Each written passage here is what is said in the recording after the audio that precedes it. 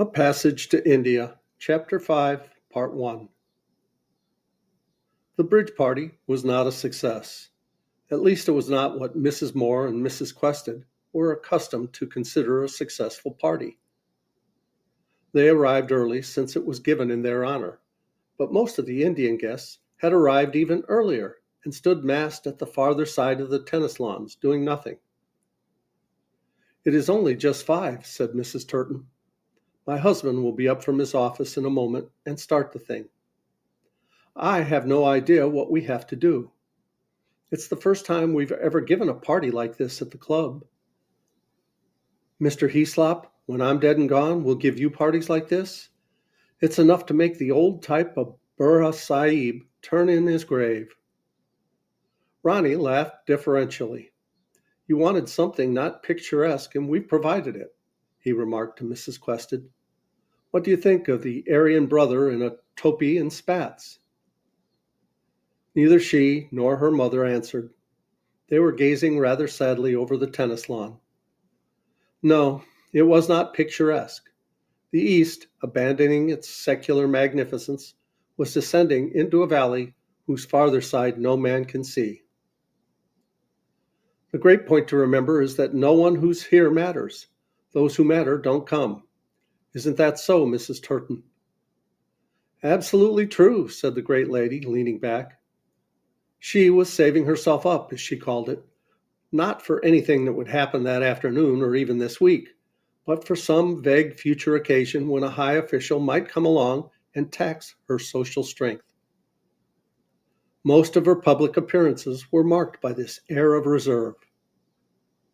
Assured of her approbation, Ronnie continued, "The educated Indians will be no good to us if there's a row. It's simply not worthwhile conciliating them.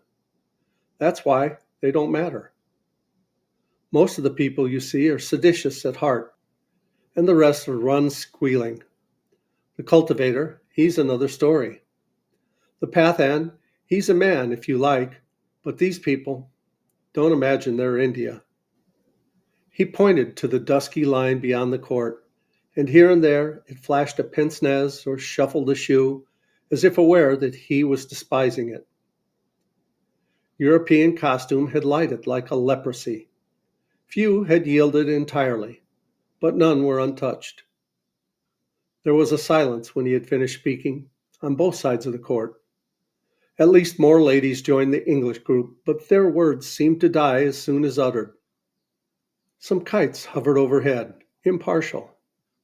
Over the kites passed the masts of a vulture, and with an impartiality exceeding all, the sky, not deeply colored but translucent, poured light from its whole circumference. It seemed unlikely that the series stopped here. Beyond the sky, must not there be something that overarches all the skies, more impartial even than they? Beyond which again? They spoke of Cousin Kate. They had tried to reproduce their own attitude to life upon the stage and to dress up as the middle-class English people they actually were. Next year, they would do Quality Street or the Yeomen of the Guard. Save for this annual incursion, they left literature alone. The men had no time for it. The women did nothing that they could not share with the men. Their ignorance of the arts was notable, and they lost no opportunity of proclaiming it to one another. It was the public school attitude, flourishing more vigorously than it can yet hope to do in England. If Indians were shop, the arts were bad form, and Ronnie had repressed his mother when she inquired after his viola. A viola was almost a demerit, and certainly not the sort of instrument one mentioned in public. She noticed now how tolerant and conventional his judgments had become. When they had seen Cousin Kate in London together in the past, he had scorned it. Now he pretended that it was a good play in order to hurt nobody's feelings. An unkind notice had appeared in the local paper, the sort of thing no white man could have written, as Mrs. Leslie said.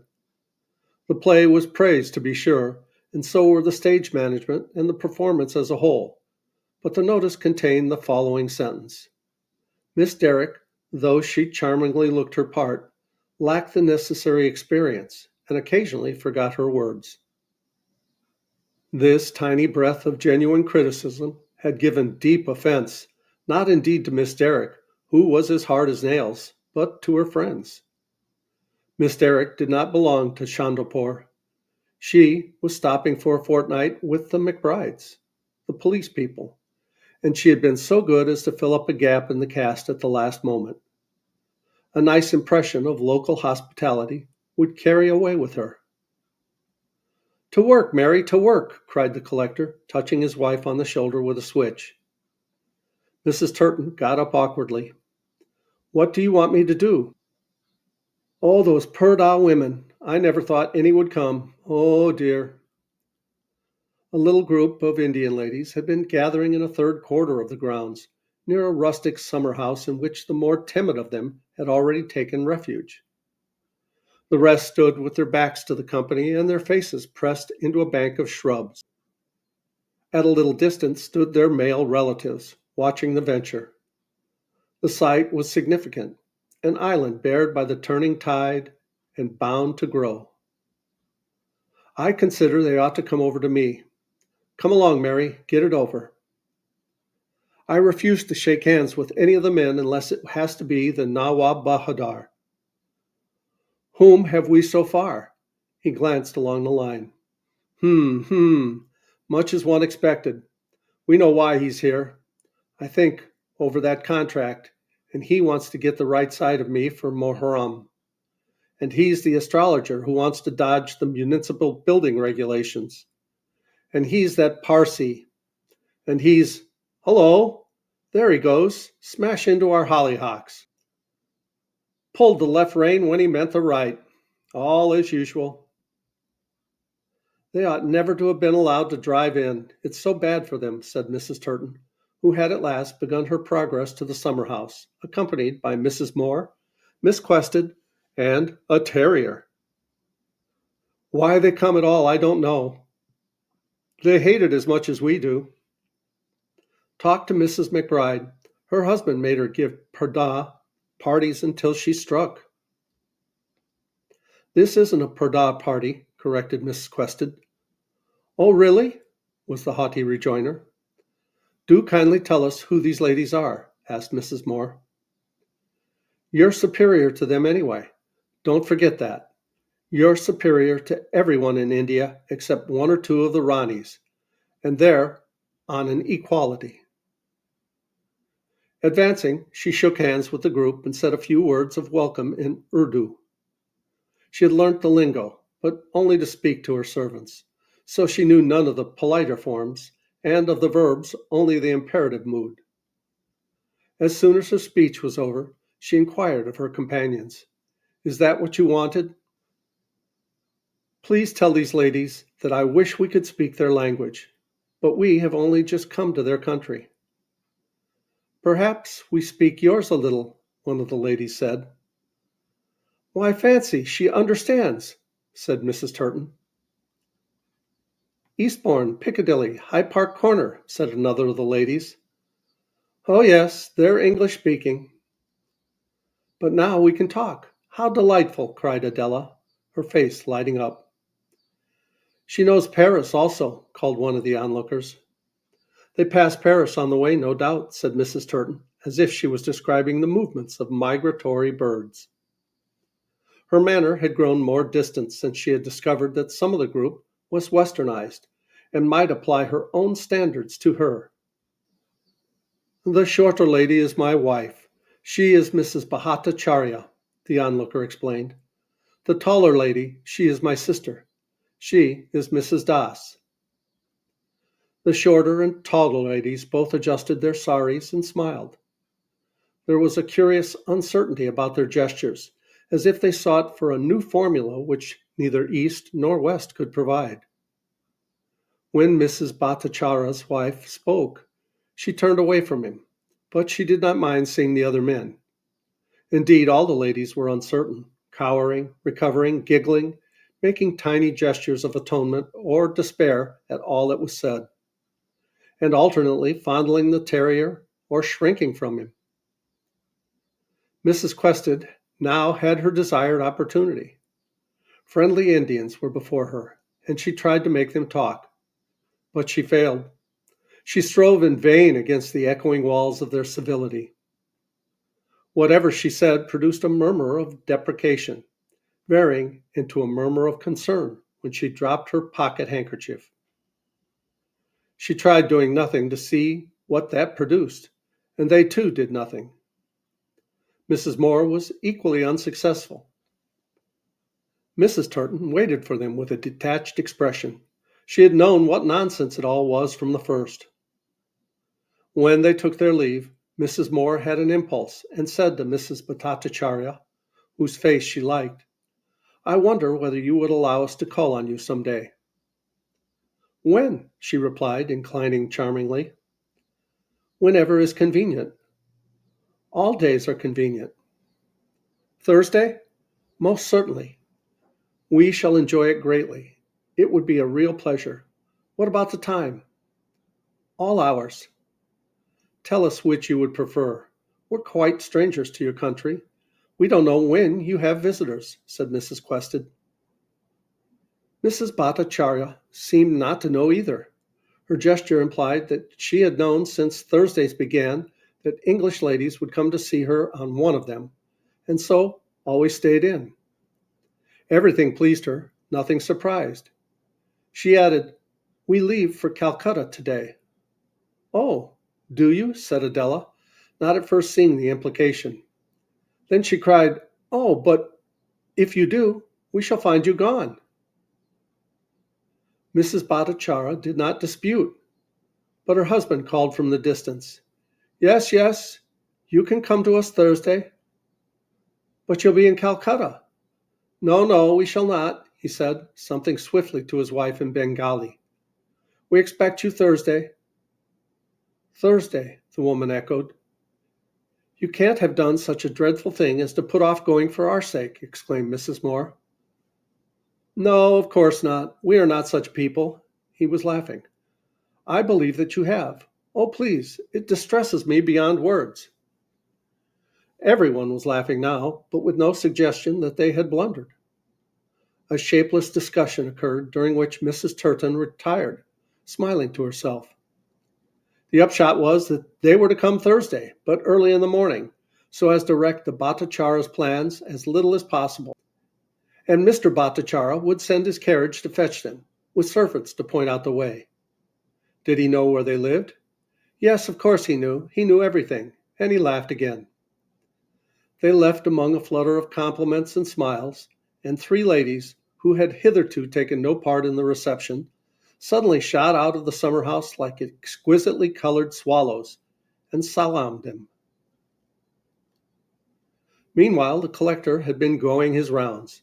He made pleasant remarks with a few jokes, which were applauded lustily, but he knew something to the discredit of nearly every one of his guests, and was consequently perfunctory. When they had not cheated, it was behang, women, or worse, and even the desirables wanted to get something out of him. He believed that a bridge party did good rather than harm, or he would not have given one. But he was under no illusions, and at the proper moment he retired to the English side of the lawn. The impressions he left behind him were various.